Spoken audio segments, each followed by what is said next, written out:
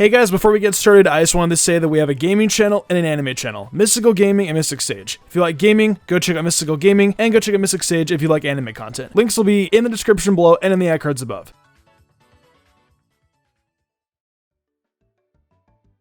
Once again, we're a few weeks away from Pokemon Sword and Shield. The games look more hype every time I see more information, and the Pokemon look cooler every time I see something new. What's really crazy is I already have a list of Pokemon I want to use, and it's actually quite a lot. I would love to showcase the entire list, but it's literally so huge, and it would probably consist of a 30-minute video. Rather than the entire list, I decided to narrow it down to the 10 Pokemon I want to use the most. This was a pretty hard decision, but I think these are the Pokemon that I hold dear to me the most. So that being said, let's hop into it.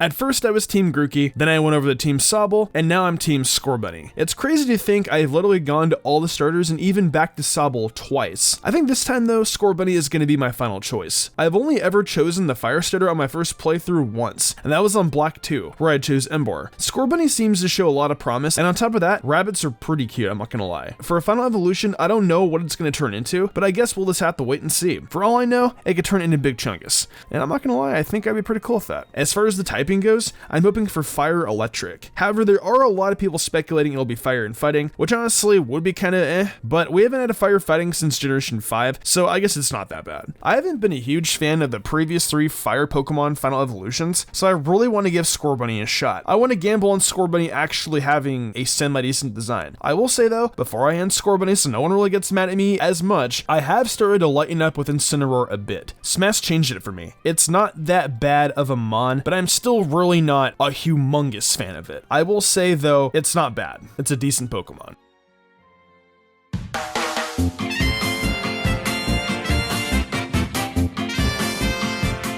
Next we have Wooloo, one of everyone's favorites since its reveal. This little shape is just unbelievably adorable, and I've really wanted to have it on a team since the moment I saw it. I'm really curious of what Game Freak will be doing with Wooloo. Obviously it's super cute and everyone loves it for that reason, especially with how it just rolls around and get to places. But is it going to just stay a Wooloo, or will it find itself an evolution or two? I honestly can see it just staying as a Wooloo, just because I think it would be hard to get any cuter than how it already is. And if Game Freak decides to evolve it into something that's not cute, then the outrage would more than likely be bigger than the National Dex crisis. I'm optimistic though. I'm pretty sure that if Wooloo evolves, they'll do something cool with it, which should hopefully satisfy a lot of people. I'm definitely thinking some type of ram. This will definitely be a Pokemon that we'll have to wait and see how it turns out, but I am confident we're going to be happy with whatever we get with Wooloo at the end of the day.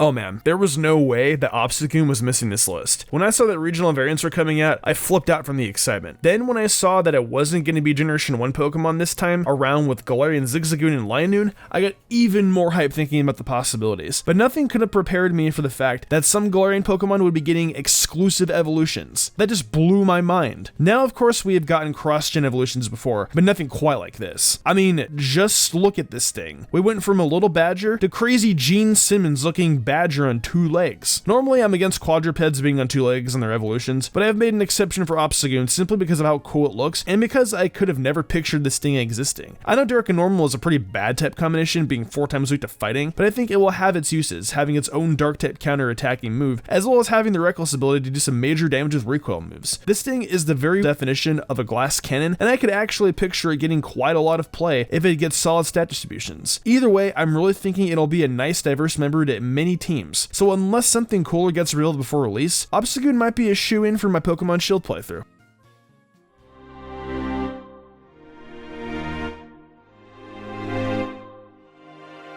This is a Pokemon I have been using since Generation 3, and I think you guys may know what it is considering it's been on a best team a lot. Gardevoir, I would absolutely love to use, especially if I can get it as a shiny. That would make it that much more appealing for me to get. I can get into the competitive aspect of Gardevoir, how useful it is in an in-game playthrough, but I'm not going to do that. I love its design, I love how it protects its trainer. It's a loyal Pokemon indeed, and as always, I would love to welcome it on my team. It's a majestic looking Pokemon, and as always, I want it. Plain and simple as that. Plus, if it could get a Gigantamax form in similarity to Mega Gardevoir, that'd be pretty sick. Will it happen?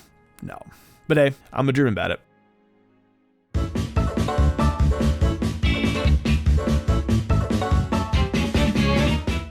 You all saw the thumbnail, so I may as well just talk about it. Yeah, I'm seriously using a Charizard in my initial playthrough. I've come a long way from hating this beyond hype fire lizard to really wanting to have one on my team. And yes, as that thumbnail suggests, it's because of the Gigantamax form. I just think it's really dope looking. It honestly looks better than the Mega Evolutions in my opinion. It looks really primal and reminds me a lot of Endeavor from My Hero. The only reason I'm really on the fence about it is because I plan to use Scorebunny and the fact that Leon has one himself. Also, as you'll see later, there are other Pokemon capable of Gigantamax that I might want to use. Which brings me to a little rant I want to have real quick. I saw a lot of people get all bent out of shape about the recent Gigantamax reveals because not only do they not like Gigantamax, but because they're sick of Kanto getting something in pretty much every single new game. But I'll briefly say it's not really all that big of a deal. Of the 5 are revealed, 3 are special Gigantamax form that you get from having played Let's Go, or from buying the game within the first 2 months of release. It was obvious that Charizard, Pikachu, and Eevee would be getting something in these games, since 2 of them are the face of the franchise, and Charizard is Leon's ace. So I don't know why people are acting surprised. Butterfree and Meowth were surprising, however, but I feel like most people like those 2. I get it. Kanto and especially these 3 are really stand hard, but at the end of the day, the majority of people like those 3 Pokemon and they print money. It would be odd if they didn't find some new way to promote them. I don't think there's any to worry though. I'm positive we're going to get a nice amount of Gigantamax Pokemon from many different regions, and hopefully that calms everyone down.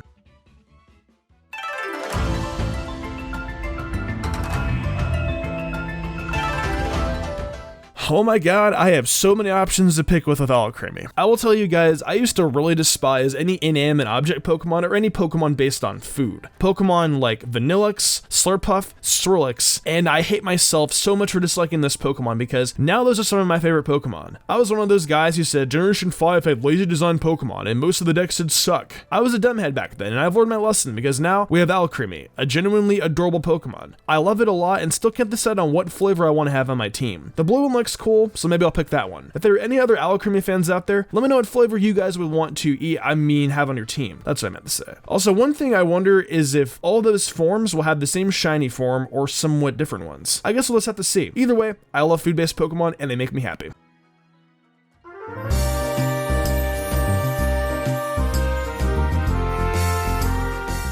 Okay, so this one is a fat obvious one, being the evolutions. Now, of course, Umbreon is my favorite evolution, but I have used all the other evolutions before many of times. Yes, even Flareon. If there is in fact a new evolution, I'll be using it immediately. I'm hoping for a dragon type, but honestly, any typing would make me excited to be honest. If there's no evolution at all, I think I'm actually gonna wind up using Glaceon this time because it's the evolution I've used the least. Hopefully this time the Ice Stone won't be too hard to find either. Glaceon is really slow, I understand, but hey, speed doesn't really matter in a regular playthrough. This isn't a Nuzlocke or a best team. But yeah, any other evolutions would be fine as well. I think my next choice after Glaceon or the new evolution would probably be Vaporeon. It's one of the ones I also use the least. I also name all of mine Aquamarine. If anything though, I will use whatever new evolution comes out. I don't care. Even my least favorite typing of Rock, I'll use it if that comes out. I'm an evolution connoisseur and I will use whatever evolution comes out.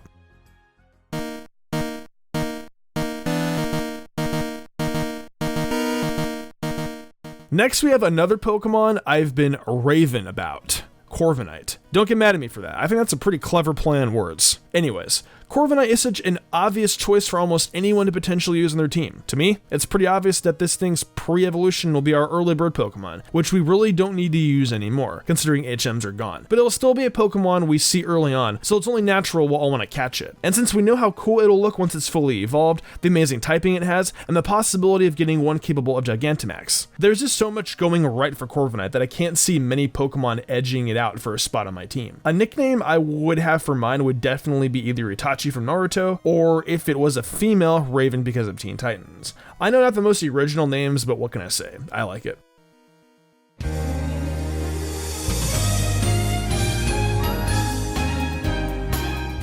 The second to last Pokemon I want to talk about is Galarian Ponyta. If you follow me on Twitter, you all know how much I love this adorable little unicorn. It honestly gives Alcremie a run for its money in my books. I'll admit, I didn't watch a majority of that 24-hour livestream that it was revealed in, but I kept my eye on it throughout the day. I was still excited regardless just seeing the screenshots posted by people on Twitter. It was definitely a really interesting way to reveal Galarian Ponyta. I wish we could have seen what Rapidash looked like, or even got an answer for why one of the Ponyta didn't have a tail. But at the same time, it'll just be that much cooler when we can discover it for ourselves themselves in the games. I really think we'll get an Alicorn Rapidash. That'll be either Psychic Flying or Psychic Fairy. I'm cool with either. But I know more people want the Fairy typing added, that's for sure. Whatever it ends up being, I'm sure it'll be as majestic as Ponyta is cute. So I'm really looking forward to that. I know this isn't a definitive list of which Pokemon I'm using, but I will say that this Pokemon is the reason I'm for sure playing Shield over Sword. So it's almost a guarantee that I'll be having a Galarian Ponyta on my team.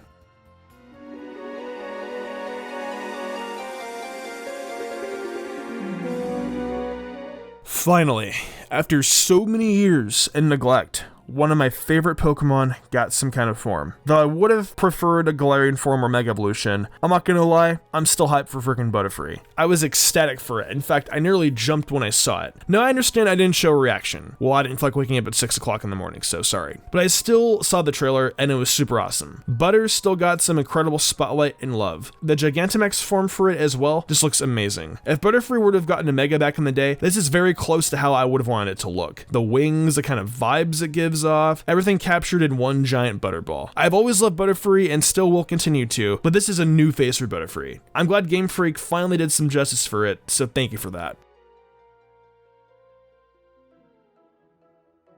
Well, that was my list of 10 Pokemon I would love to use in Pokemon Sword and Shield. I will be playing Shield first, as you guys did see the Galarian Ponyta in there. I think I might do some shiny hunting on Twitch with my Pokemon Sword copy. So if you guys want to come out for that, that'd be awesome. But yeah, these are my 10 Pokemon. What Pokemon do you plan using? Of course, not all the Pokemon have been revealed yet, but based on what we have, what would they be? Let me know down below. If you enjoyed the video, why not leave a like and subscribe to my channel with notifications on, that way you never miss an upload. If you want to support me further, consider following my Twitch where I stream a lot of Pokemon content and all kinds of other Nintendo content like Zelda, Fire Emblem, and much more. Want to support me further in game called Perks? Check out my Patreon. Daniel Leone, Lady Crimson, Memory Martin, The Lazy Leo, Matthew Young, Austin Lega, Jarrett Weiss Austin, Sudden Grider, and Enigma97 did. And I want to thank them personally for going above and beyond. It means the world to me. I think I'm gonna wrap this up though. I'm Mr. Umbreon, and I will see you in the future for more awesome Pokemon content.